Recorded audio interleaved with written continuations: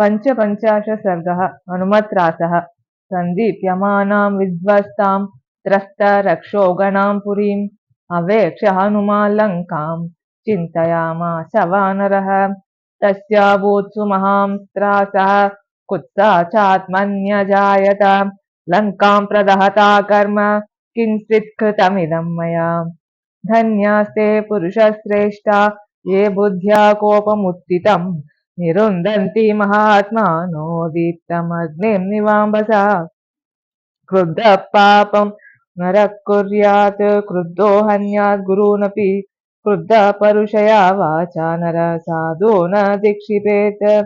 वाच्या वाच्यं प्रकुपितो न विजानाति कर्हिचित्। नाकार्यमस्ति क्रुद्धस्य न वाच्यं विद्यते क्वचित्। यः समुत्पतितं क्रोधं शमयैव निरस्यति। यतो रगस्त्वचं जीर्णां स वै पुरुष उच्यते। दिगस्तु मां सुदुर्बुद्धिं निर्लज्जं पापकृत्तमम् अचिन्तयित्वा तां सीतामग्निदं स्वामिघातकम्।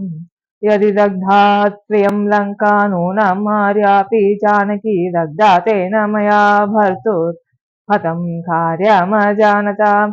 यदर्थमयमारम्भस्तत्कार्यम् अवसादितं मया हि दहता लङ्का न सीता परिरक्षिता। ईषत्कार्यमिदं कार्यं कृतमासीन्न संशयः। तस्य क्रोधाभिभूतेन मया मूलक्षयः कृतः। विनष्टा जानकी नूनं न ह्यदग्धा प्रदृश्यते। लङ्कायां कश्चिदुद्देशः सर्वा भस्मीकृता पुरी। यदि तद्विहतं कार्यं मम प्रज्ञा विपर्ययात् इहैव प्राणसन्न्यासो ममापि ह्यद्य रोचते। किमग्नौ निपतां यद्य बडबामुखे शरीरमाहो सत्त्वानां दद्मि सागरवासिनां। कथं हि जीवता शक्यो मया द्रष्टुं हरीश्वरः। तौ वा पुरुषशार्दूलौ कार्य सर्वस्वघातिना।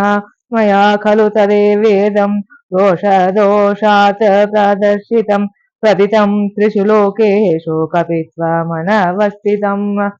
दिगस्तु राजसं भावमनीशमनवस्थितम् ईश्वरेणापि यद्रागान्मया सीता न रक्षिता।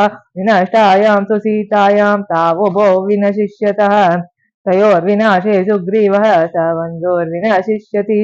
एतदेव वच श्रुत्वा भरतो भ्रातृ वत्सलः धर्मात्मा सह शत्रुघ्नः कथं शक्ष्यति जीवितुम्। इक्ष्वाकुवंशे धर्मिष्ठे गतेन शमसंशयम् भविष्यन्ति प्रजा सर्वाः शोकसन्तापपीडिताः। कथं भाग्यरहितो गुप्तधर्मार्थसङ्ग्रहः रोषदोषपरीतात्मा व्यक्तं लोकविनाशनः इति चिन्तयतस्तस्य निमित्तान्युपपेदिरे पूर्वमप्युपलब्धानि साक्षात् पुनरचिन्तयन्। अथवा चारु सर्वाङ्गी रक्षिता स्वेन तेजसा न नशिष्यति कल्याणी नाग्निरग्नौ प्रवर्तते। न हि धर्मात्मनस्तस्य भार्याममित तेजसः सचारित्राभिगुप्तां तं स्प्रष्टुमर्हति पावकः। नूनं रामप्रभावेण वैदेह्याः सुकृतेन च यन्मां दहनकर्मायं नादहर्धव्यवाहनः। त्रयाणां भरतादीनां भ्रातॄणां देवता च या रामस्य च मनः कान्ता सा कथं विनशिष्यति। यद्वा दहनकर्मायं सर्वत्र प्रभुरव्ययः न मे दहति लाङ्गूलं कथमार्यां प्रधक्ष्यति। पुनश्चाचिन्तयत् तत्र हनुमान् विस्मितस्तदा हिरण्यनाभस्य गिरेर्जलमध्ये प्रदर्शनम्। तवसा सत्यवाक्येन अनन्यत्वाच्च भर्तरि अपि सा निर्दहेदग्निं न तामग्नि प्रदक्ष्यति। स तथा चिन्तयं तत्र दिव्या धर्मपरिग्रहं शुश्राव हनुमान् वाक्यं चारणानां महात्मनाम्। अहो खलु कृतं कर्म दुष्करं हि हनुमता अग्निं विसृजता भीक्ष्णं भीमं राक्षससद्मनि।